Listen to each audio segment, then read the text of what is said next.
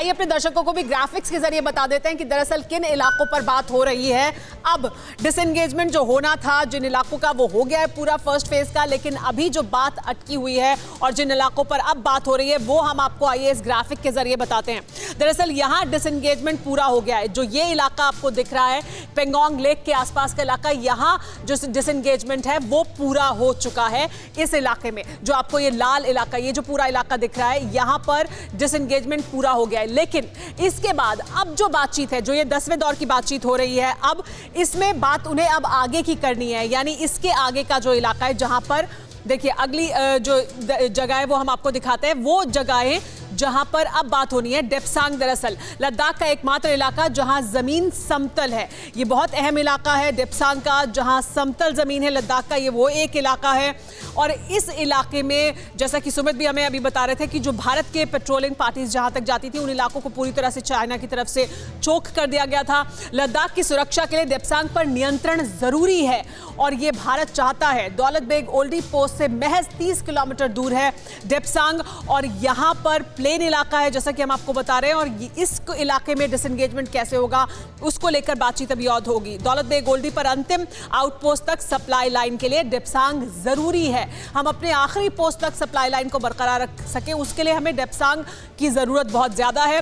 काराकोरम पास के बेहद करीब है डेप्सांग और इस वजह से उसकी अहमियत और ज्यादा है। आपको एक बार फिर मैप पे समझाते हैं। ये दरअसल देखिए ये है वो इलाका जहां पर अभी टेंशन था और जहां से अभी डिसएंगेजमेंट हुआ है। लेकिन ये देखिए ये है डेप्सांग जो आप यहां पर देख सकते हैं। ये वो इलाका है जिस पर अभी बात होनी है। डेप्सांग, हॉट स्प्रिंग्स, गोगरा, इन इलाकों में आगे कैसे डिसएंगेजमेंट होगा इस पर अभी भी होगी बातचीत, यानी 10वें दौर की जो बातचीत है वो या उसके आगे हो सकता है और भी दौर की बातचीत हो। ये इस 10वें दौर के बाद पता लगेगा कि क्या जैसे डिसएंगेजमेंट पेंगोंग के आसपास के इलाके में हुआ है क्या उसी तरह से इन इलाकों में भी होने वाला है।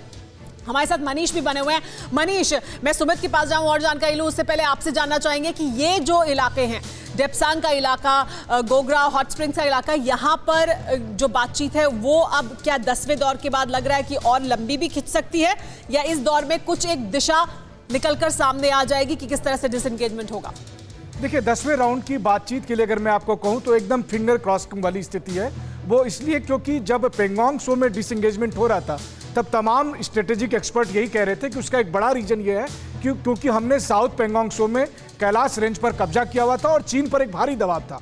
लेकिन जब डेप्सांग पे, गोगरा और हॉट स्प्रिंग में डिसएंगेजमेंट की बात है तो उस जगह पर अगर चीन वाकई में गंभीर है भारत के साथ संबंध सुधारने को लेकर, डिसएंगेजमेंट के प्रोसेस को और अधिक तेजी से आगे बढ़ाएगा, तभी समझ में आएगा कि एक्चुअल रीजन क्या है। क्योंकि अभी तक हम लोग एक अंदाजा ही लगा रहे हैं कि आखिरकार क्या ऐसे हालात बने कि अचानक ही सब डिसएंगेजमेंट का प्रोसेस शुरू हो गया है और वो तेजी से होने लगा है। तो एक्चुअल रीजन आपको 10वें राउंड में या आने वाली बातचीत में ही समझ में आएगी। जी हाँ, तो सुमित 10वें राउंड से कुछ समझ में आ जाएगा इसके बाद जब बातचीत के बाद जो नतीजा निकलकर सामने आएगा कि क्या दरअसल होने वाला है डेप्सांग में, क्या लंबा खिंचेगा यहाँ पर भी मामला या कुछ दिशा यहाँ से निकल कर आएगी। तो ये राउंड बहुत अहमियत रखता है।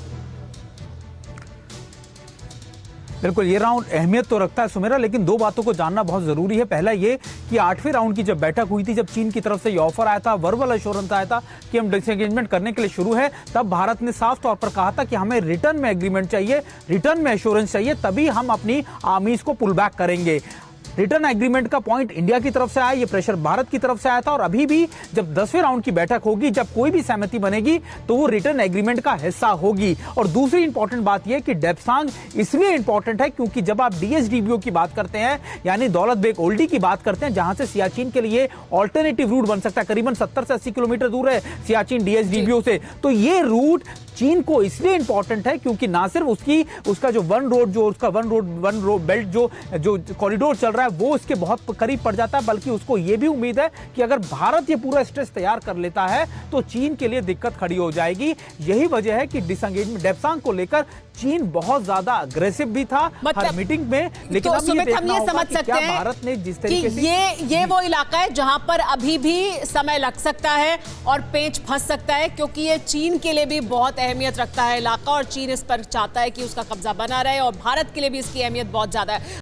परवाह देश की, सोमवार से शुक्रवार रात 10 बजे TV9 भारतवर्ष पर।